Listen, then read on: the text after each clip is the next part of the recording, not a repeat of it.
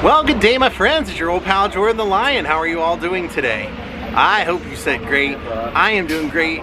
We are back in one of my old neighborhoods in Hollywood. We're actually across from Television City Studios, where they used to film The Carol Burnett Show and The Price is Right and many, many others. And I used to live like 2 streets away, never knowing, because I wasn't vlogging then, that, you know, one of the coolest record album covers ever was filmed right behind, like in an alleyway where I used to walk through all the time when I lived in this neighborhood. Michael Jackson, Off the Wall. Today I'm going to show you where that was recorded and why this was such a monumental step in Michael's career. Daze of Jordan the Lion and you all, coming to you from Beverly Boulevard. It begins right now.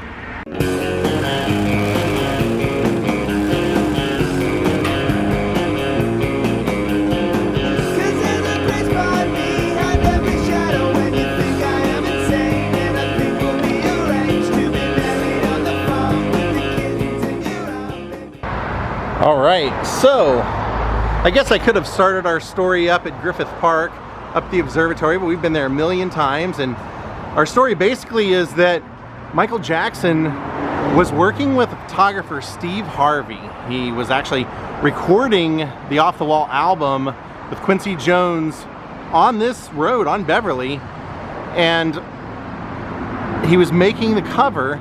They went up to the Griffith Observatory to take photos, and Michael just wasn't smiling through any of the photos. So they came back here, and I'm gonna show you where Steve Harvey's studio was, and ended up taking a short walk from Steve Harvey's studio to just across this street and to the alleyway that would lead us to right behind here. This used to be a flower shop at the time. Found a little blurb that Steve wrote, and he said that they actually went to the back of the flower shop. This is now the School of Rock, but this was Steve Harvey's studio at the time. And like I said, they were up at Griffith Observatory not getting the photos they wanted. So they came over here, and what he said was, to someone who was looking for the original location, he told them that it was Crossley's Flower Building across the street, had a glass window that Mike put the sunset image into. He said the building had burned down. I don't know if he means this building, but he said the building had burned down, but my studio remained. He said, I had that studio from 1975 to 2013, so he was here that whole time. It was a hangout for photographers, models, makeup artists, and designers. I shot a ton of my friends at the wall that we're gonna see now. He said, it's been a mystery to all fans. He said, I'm glad I was able to tell you exactly where it is. So they walked over here, and you'd think it'd be this one because they have a mural, but it's actually right around the corner. It's a little sneak. What a great mural though. This was a big deal at the time because the Jackson 5 were a huge, huge group, of course, and the image of the group had just been oversaturated to no end. They had really no creative control, so they left their label and went to a new label where they had a little bit of creative control. But Michael wanted to branch out and do something different, and apparently he was hanging out a lot at Studio 54, kind of getting into the disco craze, so he ended up making this record, and it was his way of branching out from the group. So the actual location for where he took that cover, the brick wall is right over here, right back here by this trash can, and Michael would have stood. Remember what the guy said, that there used to be a window here that Michael put that image into. That was the window. Michael was standing right here in that tuxedo, that suit, so that's where it would have been. This would have been the flower shop. That would have been the window to the flower shop that they covered with that image. How amazing. While working on this album, he chose to work with Quincy Jones, who he had worked with while making The Wiz. And so they were looking for music. Paul McCartney gave them a song, The Girl Is Mine, which he had written for Michael, even though his band had recorded it previously. he said he wrote it for Michael. Then Stevie Wonder had a song for him, and then Rod Templeton of Heatwave was asked to write a song. So he said he quickly sat down and wrote 3 songs, and they liked all 3, so they ended up using all 3. He was basically making an album that was capturing the end of disco, adding some funk, adding some R&B, adding some rock to it. He was using synthesizers really quickly with like horn sections and orchestrations, things that weren't normally done then in rock and roll. So it was very daring. It was definitely a statement, and it was very well received. He won his first Grammy, and also this would kind of be the setup for what people would kind of come to expect when Thriller came out. Thriller took the world by storm, and it all was part of that Quincy Jones relationship. Michael Jackson was always someone who had a vision, so it was kind of cool. He made his mark in the Jackson 5, and that's where I was always kind of confused, because they always call Off the Wall his first solo record, and I had collected his music. I had bought, you know, all the Jackson 5 stuff that I could find. Then I would buy the best of Michael Jackson, and he would do solo songs on there. He'd do Ben and Got to Be There and stuff like that. So I always thought that was his solo material, but apparently the reason they call Off the Wall the beginning of his solo career is because this is the first time that he had complete control to do what he wanted, and he did, and it was a massive success. Rock With You, I mean, that was, a lot of the songs were so catchy that you still, to this day, you go places and you know, disco is out of fashion and everything, but you hear these songs and people are still going crazy over them. And just to think that, you know, they were basically over there finishing up a photo shoot, and then they're just like, yeah, why don't we come over to this brick wall and just take some photos over here? It's kind of a nice, right there, show you where it was and kind of show you some of the mural at the same time.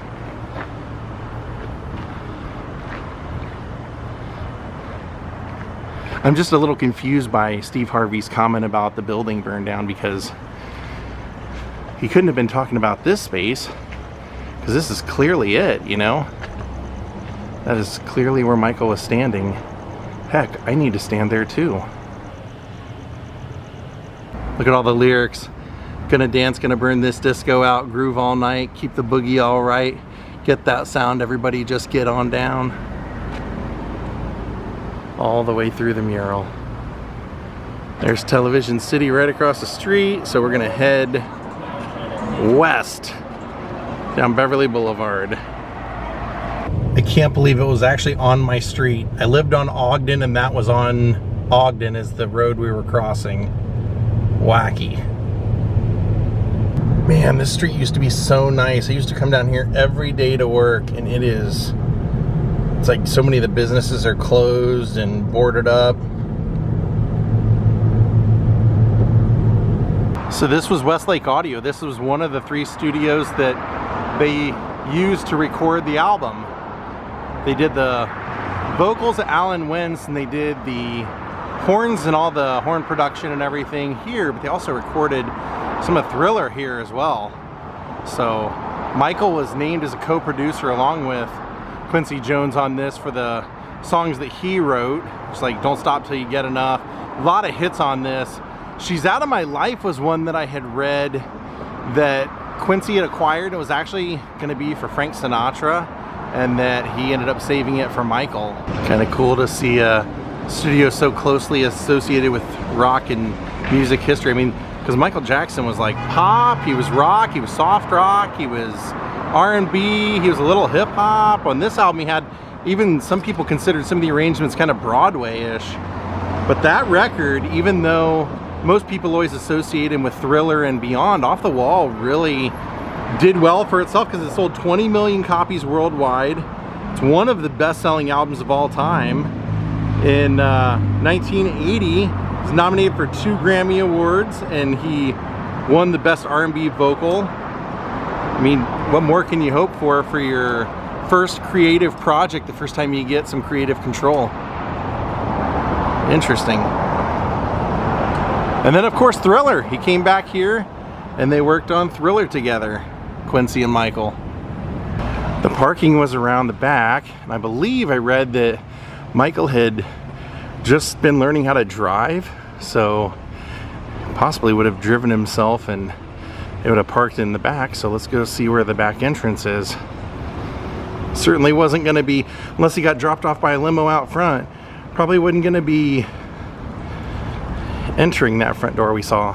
So yeah, he would have parked back here in one of these spaces, assuming it was still looking the same way, and there's a little doorway over here they could have entered.